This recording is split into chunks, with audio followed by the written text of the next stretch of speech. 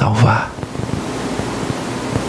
Só depois, irmãos, que nós perdemos as forças, só depois que a nossa capacidade desaparece, é que vem a intervenção do Senhor. Como foi que Paulo reagiu a essa resposta do Senhor? Olha aí no verso 9.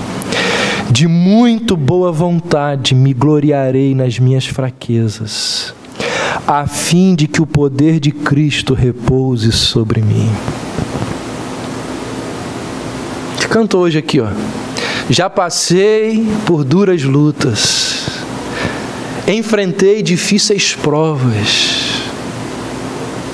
E aí o cântico diz: agradeço pelos montes, agradeço pelos vales, agradeço por problemas que me sobrevêm. Você é capaz de falar isso? Paulo diz, olha, de muito boa vontade me gloriarei nas minhas fraquezas. Fraquezas aqui são as circunstâncias similares a um espinho na carne. Elas nos mostram que a nossa dependência do Senhor, elas nos lembram das nossas limitações, da nossa mortalidade, elas deixam evidente que nós não somos melhores do que os outros. É nas fraquezas, é no momento de limitação, é no momento em que nós reconhecemos quem nós somos, pequenos, frágeis, que Deus começa a nos usar. Você entra numa livraria dessa aí da vida, você vai encontrar dezenas de livros que propõem uma vida poderosa e vitoriosa para o cristão. Livro que tem títulos assim: 7 passos para o poder espiritual, 42 regras para a plenitude do Espírito. Se você encontrar um livro com título assim, não compre. Se já comprou, como dizia um amigo meu, usa o papel para embrulhar peixe na feira, que é só para isso que serve. Biblicamente, só existe um caminho para o amadurecimento espiritual. Quer amadurecer e crescer espiritualmente? É Deus quebrantando a gente e nos mostrando quem nós realmente somos. Somente quando nós estivermos numa situação assim, é que Ele vai começar a nos usar.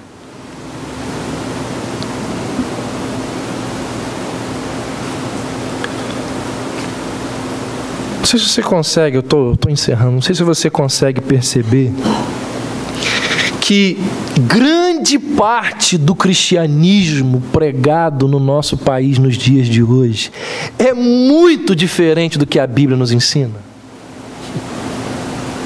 É muito diferente. Quando você olha para alguns pregadores, você diz: não é isso, eu não estou lendo a mesma Bíblia que ele. E quando eu digo isso, gente, preste atenção numa coisa: eu não tenho em mente apenas Silas Malafaia, R.R. Soares, Valdomiro. Não tenho em mente só eles, não. Quando eu digo isso, e eu digo com muita dor no meu coração, muitas igrejas históricas têm deturpado o evangelho anunciado por Cristo. Eu não estou dizendo que Deus não pode nos abençoar, nos fazer prósperos, que Deus não pode curar as nossas doenças. Não estou dizendo isso, não.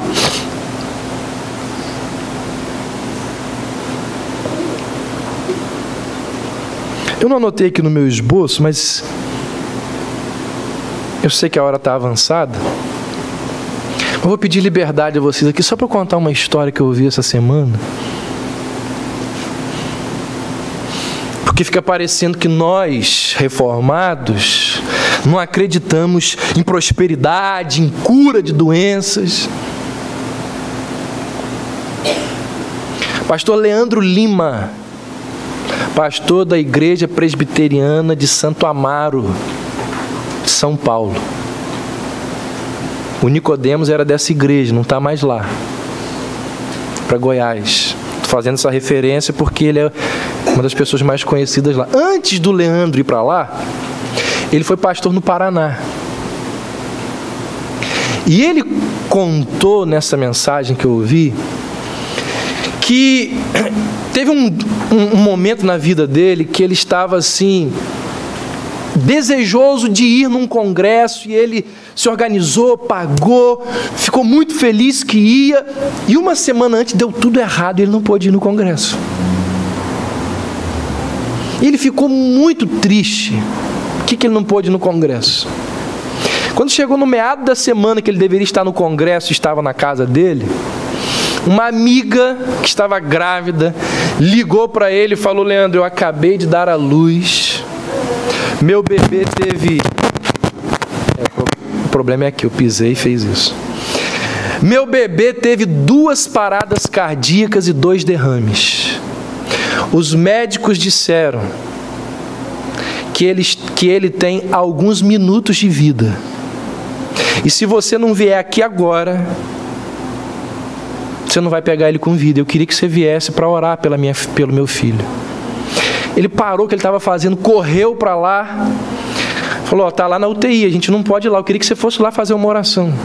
E aí ele subiu e falou: o que eu vou fazer aqui com essa criança? Ele viu lá os batimentos fraquinhos, falou: essa criança vai morrer a qualquer momento aqui, que oração que eu vou fazer aqui? Aí ele falou que, antes de orar pela criança, ele falou: Deus, quero pedir por mim, eu não sei o que eu vou fazer aqui. Aí ele falou que ele começou a orar. E ele falou assim: eu senti um revestimento dos céus tão grande, e eu chorei por aquela criança. Eu coloquei aquela criança diante de Deus. E fui embora. Desci, falei com os pais que o batimento cardíaco estava assim, esperei ela morrer. À noite eu liguei para os pais e perguntei: e aí, olha, melhorou um pouco os batimentos cardíacos dele, já é um milagre. E ele disse que aquela noite ele não conseguiu dormir, ficou orando.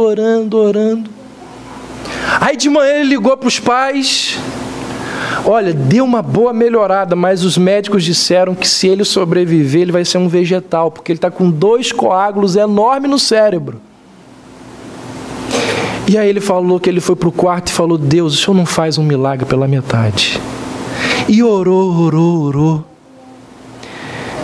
E essa mensagem que eu ouvi, já tem uns 3 anos que ele pregou, e ele diz assim: essa criança hoje tem 6 anos de idade. Ela corre, ela pula, ela grita e ela faz tudo que uma criança normal faz. Aí ele disse assim: vocês acham que o milagre foi esse?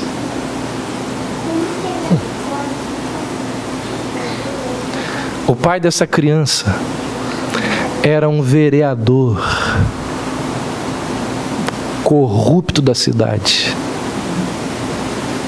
Ele se converteu, saiu da Câmara dos Vereadores e largou tudo. Onde que está o milagre? Ele diz: vocês acham que nós, reformados, não cremos em milagres? Claro que cremos. Então, gente, eu não estou dizendo que Deus não pode nos abençoar, que Deus não pode nos fazer prósperos, que Deus não pode curar as doenças.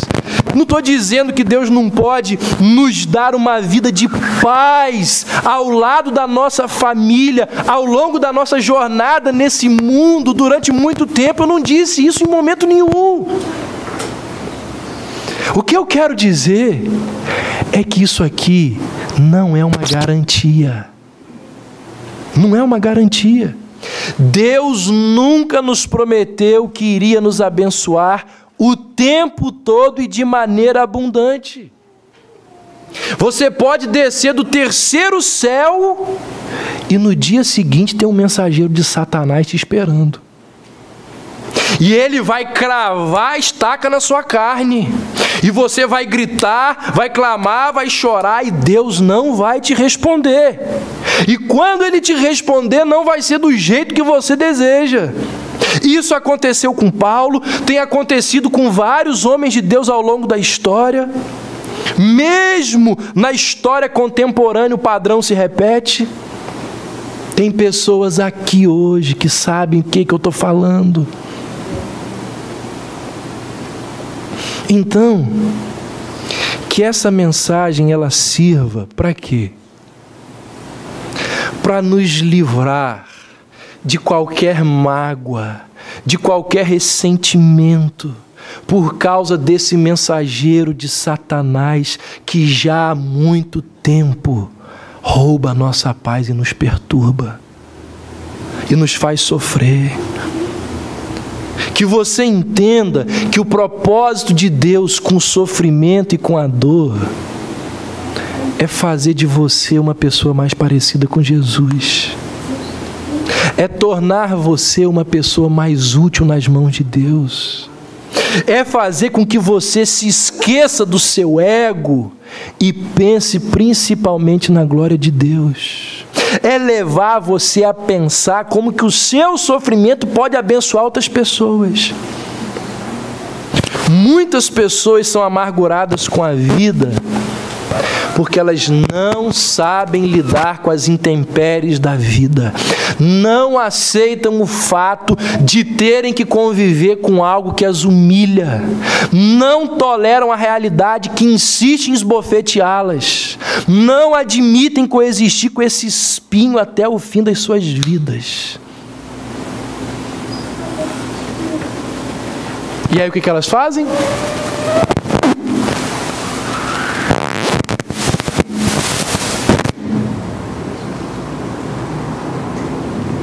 Quem não sabe conviver com as intempéries da vida faz o quê? Muitas procuram terapia, procura psicólogo, procura os mais diversos tipos de tratamento para a mente. Vou trocar aqui.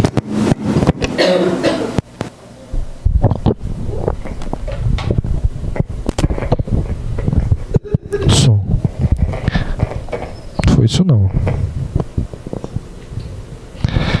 Procura. Preste atenção, eu estou encerrando, prometo. Isso aqui é o desfecho da mensagem, eu queria que você entendesse isso aqui. Muita gente que sofre muito nessa vida e não sabe conviver com o sofrimento, não aceita o fato que as humilha, procura psicólogo, procura terapia, procura os mais diversos tipos de tratamento para a mente. E aí, depois de 10 anos no psicólogo, no terapeuta, o negócio não melhora.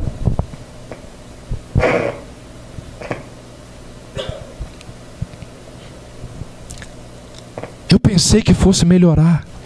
Não melhorou nada. Sabe por quê, gente? Porque elas não entenderam que o problema delas não é existencial. O problema delas é teológico. Existe problema existencial que o psicólogo, que o terapeuta ajuda? É claro que existe. Mas tem muita gente que o problema dela não é existencial, é teológico. Nunca foi dito a essas pessoas que nessa vida nós precisaremos conviver com determinados problemas até o fim. Ela precisa saber disso. Olha, você vai viver com esse problema até o fim da sua vida. E aí, o que eu faço? O que você faz? A minha graça te basta. Já procurei ajuda em tudo quanto é lugar e não consegui. A minha graça vai te sustentar. Você não precisa tanto de alívio, mas você precisa de graça para suportar a sua dor. Entende que a não aceitação de muitos problemas que conduzem a vários tipos de sofrimento é um problema teológico. É desconhecimento do que Deus diz acerca do ser humano nas Escrituras. Há um hino que nós cantamos que diz assim: é bastante para mim a tua graça, receber a salvação e o perdão. Quando o autor diz é bastante, ele está dizendo o quê? É suficiente. Eu vou viver com ela. Será que realmente a graça de Deus é suficiente para nós? Entender e aceitar a resposta de Deus fez com que Paulo encarasse o seu sofrimento de forma diferente. Gente, acreditar que tudo que nos acontece vem de Deus muda a forma como nós encaramos os problemas da vida. Então, que a graça de Deus seja a maior ambição das nossas vidas. Mais do que o livramento, mais do que a cura, o que nós precisamos pedir a Deus é graça. E quando Ele dispensa sua graça sobre nós, e nós percebemos quem nós somos, fracos, limitados, dependentes, aí então é que nós estamos fortes para poder conviver com as dores que nos assolam todos os dias. Vamos ficar em pé, vamos encerrar cantando. Amém.